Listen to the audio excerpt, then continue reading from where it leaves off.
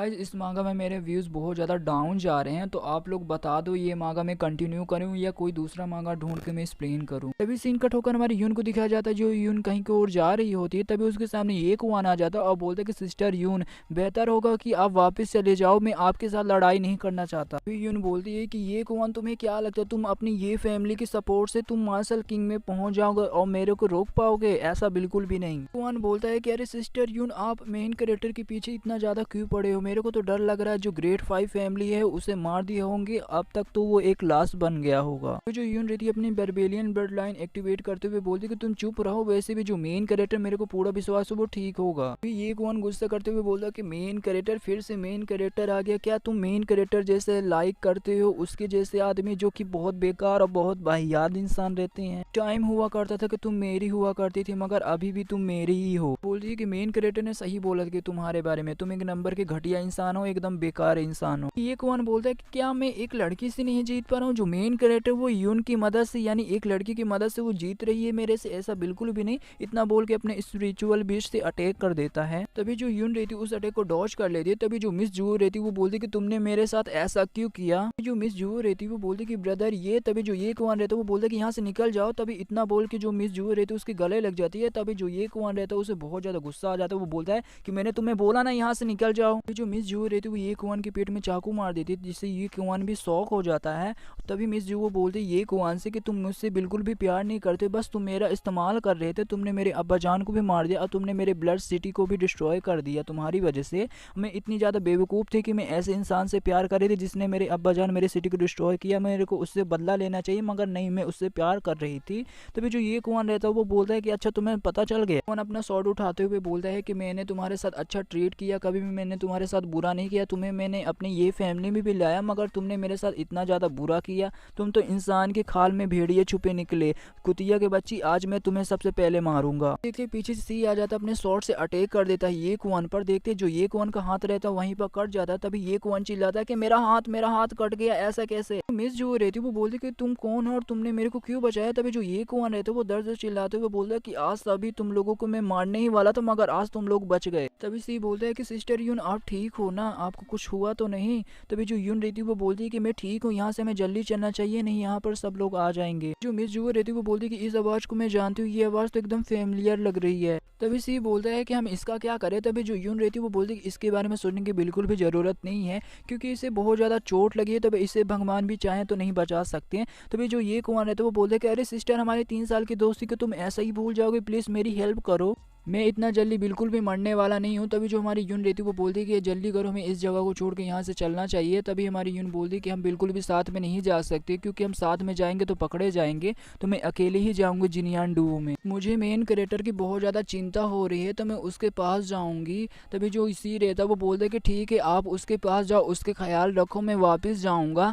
तभी जो मिस जू रहती है वो बोलती है कि अरे ब्रदर सी, मुझे इग्नोर कर रही हो? मैं मिस जू, क्या तुमने मेरे को नहीं पहचाना? तभी जो सी रहता है वो बोलता है कि तुम मुझसे दूर रहो। अभी मैं बताया जाता है जो सी है वो मिस जू को क्यों इग्नोर कर रहा है। जो मिस जू है वो ये कुआन की साइड चली गई थी, जिसकी वजह जो सी का है, सी का दिल टूट गया था। इसकी वजह से वो बहुत ज्यादा नफरत करने लगा था। सी बोलता है कि मैं यहाँ पर सिर्फ सिस्टर यून को बचाने के लिए आया था। जहाँ तक तुम्हारी बात है तो तुम बस मेरी बचपन का प्यार हो, बस उससे ज्यादा कुछ नहीं। इससे हमारे रास्ते अलग अलग हो गए हैं ना, आज के बाद तुम देख पाओगे मेरे को, ना मैं तुम्हें देख पाऊंगा। तभी जो मिस जू रहती है वो रोने लगती है। सीन कट होकर हमारे सीरियस सिटी की ओर जाता है, जहाँ पर देखते हैं ढेर सारे जो आर्मी के बंदे रहते हैं वो प्रैक्टिस कर रहे होते हैं। वहाँ पर हमारी लैन आ जाती है, बोलती है अपने आर्मी के बंदों से कि तुम लोग ऐसी प्रैक्टिस करोगे तो हम कभी भी जो ग्रेट 5 फैमिली की जो आर्मी है, जो कि फ्लाई ईगल स्टार है, हम उसको बिल्कुल भी हरा नहीं पाएंगे। तो और भी ज्यादा तेजी से अटैक करो, अपनी पूरी ताकत लगा के अटैक करो। तभी जो आर्मी के बंदे रहते वो बोलते कि यस लॉर्ड, हम और भी ज्यादा ताकत से अटैक करेंगे। पर फैन आ जाता है, बोलता है कि सिस्टर लैन। तभी हमारी लैन बोलती है कि क्या तुम्हें मेन कैरेक्टर के बारे में कुछ खबर मिला?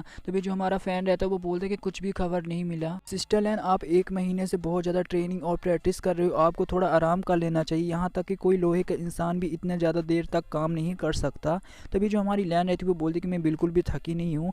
वैसे भी जो मेन कैरेक्टर ने जो जो हमारे सीरियस सिटी के लिए किया है, मैं भी वो सब करना चाहती हूँ, क्योंकि मैं सीरियस सिटी को और भी ज़्यादा स्ट्रॉन्ग बनाना चाहती हूँ। मेन कैरेक्टर प्लीज़ सेफ रहना। अभी सीन कट होकर हमारे मेन कैरेक्टर की ओर जाता है, जहाँ पर देखिए एक बूढ़ी औरत हमारे मेन कैरेक्टर का ख्याल रख रही होती है। वो बोलती कि ये 3 से 4 दिन हो गए, ये अभी तक होश में नहीं आया। हमारे मेन कैरेक्टर को होश आने लगता है, वो खांसता है। तभी जो बूढ़ी औरत रहती है वो जाती है, बोलती है कि अरे मेरे ओल्ड हस्बैंड जल्दी और जो ये यंग मैन है इसे होश आ चुका है। तभी जो हमारा मेन कैरेक्टर है तो वो मन में सोचते हुए बोलता है ये कहाँ आ गया और ये कौन सी जगह। वैसे मेरे को जहाँ तक याद है जो जी फैमिली का जो लीडर है उसने मेरे पे शॉर्ट से हमला किया, जिसकी वजह से मेरे को बहुत ज़्यादा चोट लगी, जिससे मैं नदी पे गिर गया था। देखते हैं वही बुढ़ा आदमी बोलता है कि अरे यंग मैन तुम फाइनली होश में आ चुके हो, तो ये लो कपड़े और तुम्हारा शॉर्ट और तुम्हारा स्पेस रिंग। तभी जो हमारा मेन कैरेक्टर है तो वो बोलता है कि मेरे को किसने बचाया, मुझे ऐसा लग रहा है कि मैं कहीं और ही चला आया हूँ।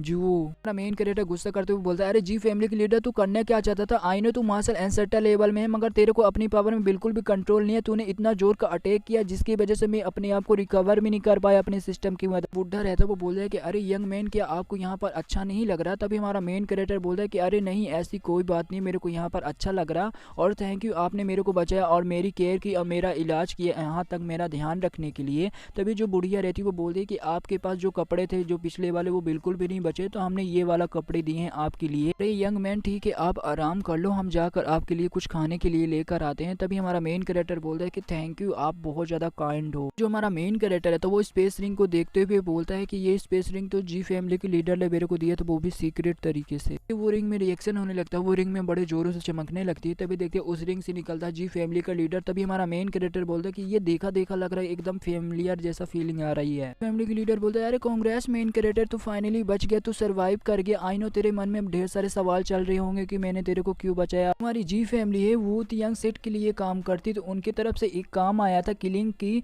तभी जो हमारी मौसी थी वो गई थी एक बंदे को मारने के लिए, मगर वो निकला नालैन सेंग। उनके दोनों के बीच में प्यार हो गया था, दोनों ने शादी भी कर ली थी। मेरे नालैन सेंग जो मौसे थे वो बहुत ज़्यादा टैलेंटेड और बहुत ज़्यादा फेमस थे, मगर जहाँ उनका एक सौतेला भाई तो उनको बिल्कुल भी पसंद नहीं करता था, तो उन्हें झूठी झूठी इल्ज़ामों में फंसा दिया, उन्हें अपने सिटी से निकलवा दिया और पता चला हमें उनकी भी मौत हो चुकी थी। में उन्होंने बहुत बेरहमी तरह से मेरी मौसी को भी मार डाला। हमारा मेन कैरेक्टर मन में सोचते हुए बोलता है कि अच्छा नालैन सेंग की जो बीबी थी वो जी फैमिली सी थी। जी फैमिली के लीडर बोलता है कि जो तुम्हारे पास डुओ स्वॉर्ड है उसे बिल्कुल भी यूज मत करना, नहीं तो रॉयल फैमिली को पता चल जाएगा तो तुम्हें वहीं पर आकर तुम्हें मार देंगे।